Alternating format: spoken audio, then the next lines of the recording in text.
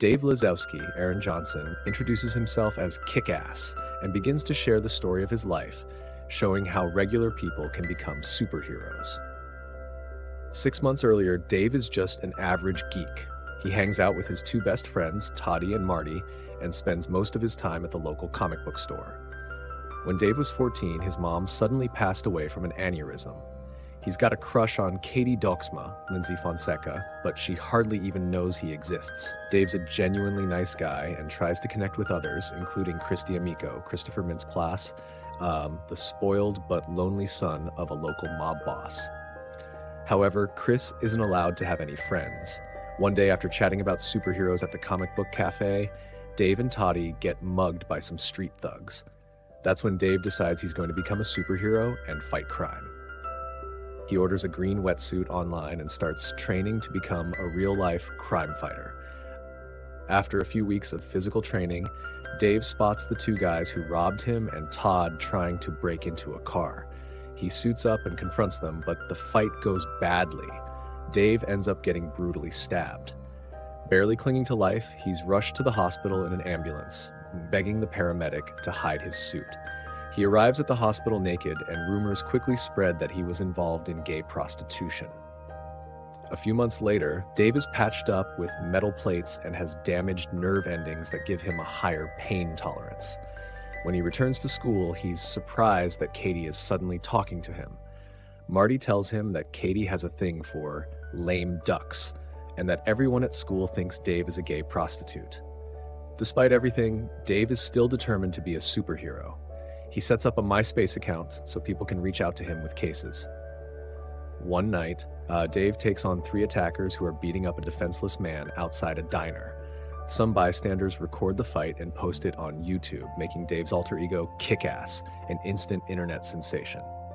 Across town, Frank D'Amico's Mark Strong thugs are torturing one of his associates who claims that a guy resembling Batman attacked their cocaine dealers and stole all their drugs. Frank, convinced that the associate is lying and pocketed the drugs for himself, has him tortured and killed. Later, when Frank realizes the information was bad, he assumes a Russian mobster is behind the attack and orders his men to deal with him. Meanwhile, former cop Damon McReady, Nicolas Cage, is training his daughter, Mindy, to become a vigilante so they can take down D'Amico's criminal empire as part of his personal vendetta. While they observe Kick-Ass's exploits, Damon is unimpressed, but Mindy finds it interesting. Damon spent 5 years in prison, during which Mindy was raised by his former partner, Marcus. Damon's wife died while he was in prison, fueling his obsession with taking down D'Amico's entire operation to avenge her death. He systematically tracks and manipulates key members of D'Amico's syndicate, leading them to their deaths. Marcus, Omari Hardwick, confronts Damon, warning him to end his vendetta before corrupt cop Detective Gigante, Xander Berkeley, or D'Amico catches up with them. Undeterred, Damon colors a comic book-style hit list and hangs it on the wall, marking his targets. As Kick-Ass, Dave starts going around saving people, while also growing closer to Katie as her gay best friend. As they spend more time together, Dave gets to know her better. Katie confides in him about a meth addict named Rasul who robbed her and even hit her. That night, Kick-Ass decides to track down Rasul at his apartment, but ends up in way over his head.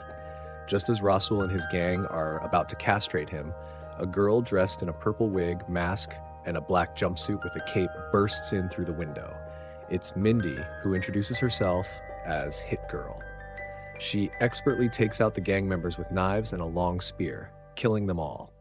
As one last gang member tries to sneak up on her, her dad, Big Daddy, Damon, takes him out with a sniper shot from a nearby building. After the fight, Hit Girl starts collecting the gang members' money and weapons. She asks Dave to join her and Big Daddy, but he's too shaken to accept. Later at home, Dave takes off his mask and breaks down in tears, realizing that he's just an overgrown kid who's in way over his head, and there are others far more capable of doing what he set out to do. That same night, Big Daddy and Hit Girl pay Dave a visit. Big Daddy reassures him that he's doing okay and even has the potential to be better.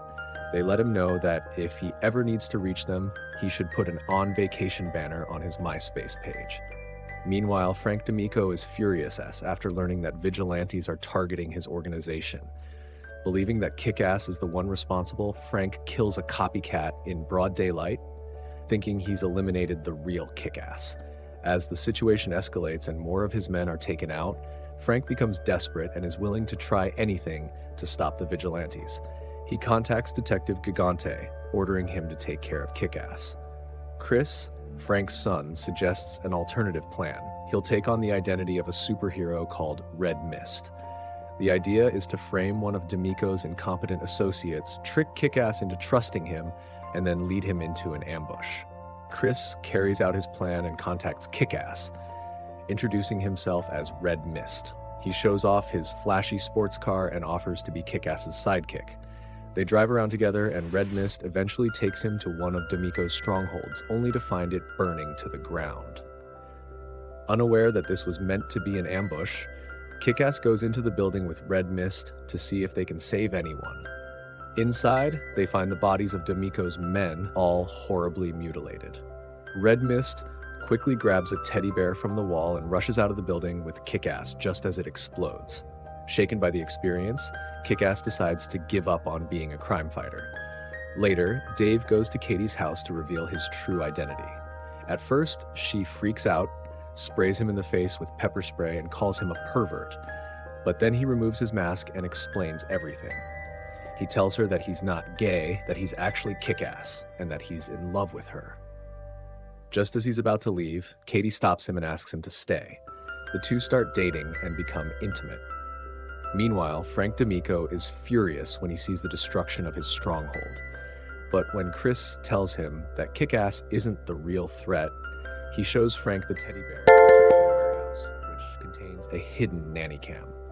They watch the footage, which shows Big Daddy brutally killing all of D'Amico's men and setting the warehouse on fire. Realizing the true danger Big Daddy poses, Frank convinces Chris to set a trap to capture him. Red Mist tries to contact Kick-Ass again, setting the plan into motion to lure Big Daddy into their trap. Dave reads Red Mist's emails and decides to go on one last mission. He tells Katie what he's doing and leaves. Dave meets up with Red Mist and they set up MySpace to contact Big Daddy. They send Kick-Ass the meeting location and Red Mist drives them there. As they head to the location, Red Mist's plan unfolds. Red Mist unexpectedly attacks Hit Girl, and D'Amico's men take advantage of the chaos, capturing Big Daddy and Kick-Ass and putting them in a waiting van. Red Mist, feeling conflicted, reveals to Frank D'Amico that while he can see the need to eliminate Big Daddy, targeting Kick-Ass is meant to send a strong message against aspiring superheroes. The next scene shows a countdown for Kick-Ass's unmasking and a live stream where Big Daddy and Kick-Ass are shown in a precarious situation. D'Amico's men are preparing a grim spectacle. Hit Girl arrives just in time to intervene. She skillfully defeats the adversaries and extinguishes the flames threatening her father. Despite her efforts, Big Daddy succumbs to his injuries and shares a final moment with Hit Girl, expressing his love for her. Hit Girl rescues Kick-Ass, and Dave, still reeling from the events, decides to join her in seeking revenge. He picks up the unique piece of weaponry Big Daddy had assembled before his death and prepares to face the challenges ahead. At Frank D'Amico's headquarters, Mindy arrives at the front door dressed as a schoolgirl. The doorman and guards, unfamiliar with her, let her in. Once inside, Mindy reveals a hidden handgun and quickly disarms and neutralizes the guards. Mindy then ascends to the penthouse floor, changing into her Hit Girl outfit. Using her agility and stealth, she starts taking out D'Amico's men. When her bullets run out, she uses throwing knives to handle a guard trying to advance. Meanwhile, a large thug retrieves a bazooka, causing shock and concern for both Frank and Chris. The remaining guards keep Hit Girl pinned behind cover, knowing she's out of ammunition, but reluctant to engage. Just as the large thug prepares to use the bazooka, the sound of machinery fills the room.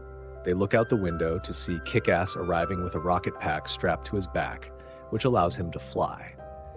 He uses the rocket pack's miniguns to clear out the remaining guards, turning the tide in their favor. In Frank D'Amico's office, he and Chris hear the sounds of the ongoing fight and assume their men are victorious.